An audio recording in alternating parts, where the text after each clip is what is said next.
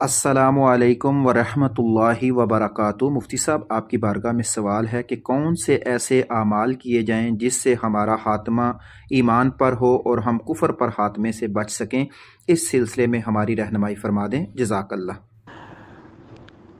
کفر پر خاتمے سے بچنے کے لیے اور ایمان پر خاتمے کو یقینی بنانے کے لیے کچھ چیزیں جو ہیں ان کو اپنی زندگی میں، خصوصاً جب آپ کی صحت مند زندگی ہوتی ہے، اس میں ان پر عمل کرنا ضروری ہے۔ ہر وہ عمل اور ہر وہ گناہ جس پر کتاب و سنت میں وعیدیں آئی ہیں ان سے بچیں۔ نماز چھوڑنا گناہ کبیرہ ہے، اس سے بچیں۔ زنا، سود، جوا اور دیگر جتنے بھی کبیرہ گناہ ہیں ان سے آپ نے بچنا ہے، کیونکہ رسول اللہ صلی اللہ علیہ وسلم کا ایک فرمان آپ سب نے سن رکھا ہوگا کہ سرکار علیہ السلام نے فرمایا، جس کے پاس زیادہ راہ ہو اور سواری بھی ہو اور پھر وہ حج نہ کرے تو ہمیں اس کی پرواہ نہیں، وہ یہودی مرے یا کچھ بھی کسی بھی اور مذہب پر۔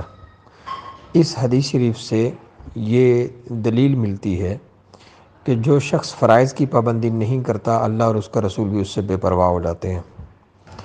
تو جس پر نماز فرض ہے وہ نماز پڑھے، جس پہ روزہ فرض ہے وہ روزہ رکھے، زکوٰۃ جس پہ ہے وہ زکوٰۃ دے، اور جس پر حج فرض ہے وہ حج کرے، فرائض کی پابندی کریں۔ اب فرائض کی پابندی کرنے کے ساتھ ساتھ اپنے عقائد ستھرے رکھیں۔ رسول اللہ صلی اللہ علیہ وآلہ وسلم، دیگر انبیاء کرام اور رسول اعظام علیہ السلام اور ضروریات دین کے اندر جو کچھ شامل ہے اس کا احترام کرے اور ان کے پروٹوکول کو پیش نظر رکھے، اور اللہ سے مسلسل یہ دعا کرتا رہے، ربنا لا تزغ قلوبنا بعد اذ ہدیتنا، اللہ جب تو نے مجھے ہدایت دے دی ہے تو اب اس کے بعد میرے دل کو نہیں پھیرنا۔ یہ دعا جو ہے یہ بکثرت کیا کرے ہر نماز کے بعد۔ ایک اور چیز ہے کہ اپنے آپ کو تنہائی میں پاک رکھیں، اور جب جب فرصت ملے درود و سلام پڑھتے رہیں۔ درود کی برکت سے بندہ پاگل نہیں ہوتا، بندے کا دماغ خراب نہیں ہوتا، بندے کے وسواس اور اس کی شہوانی خواہشات اور نفسانی خواہشات اس پر غالب نہیں آتی۔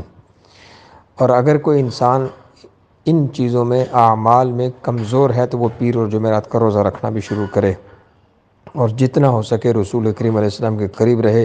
جو حضور کے محبین ہیں، حضور کے دین کے جو صحیح وارث ہیں، ان کی صحبت میں رہے تو انشاءاللہ ان صالحین کی برکت سے اللہ کریم اس کے لیے دین پہ چلنا بھی آسان کر دے گا، اور اس کے جان و مال کی اور اس کی روح کی، اس کے نفس کی اللہ کریم حفاظت بھی فرمائے گا، اور خاتمہ بالایمان کی راہ بھی انشاءاللہ ہموار ہو جائے گی۔ اللہ ہمارا شمار صالحین میں اور توابین میں اور ان میں فرمائے جن کا خاتمہ ایمان پر ہوا۔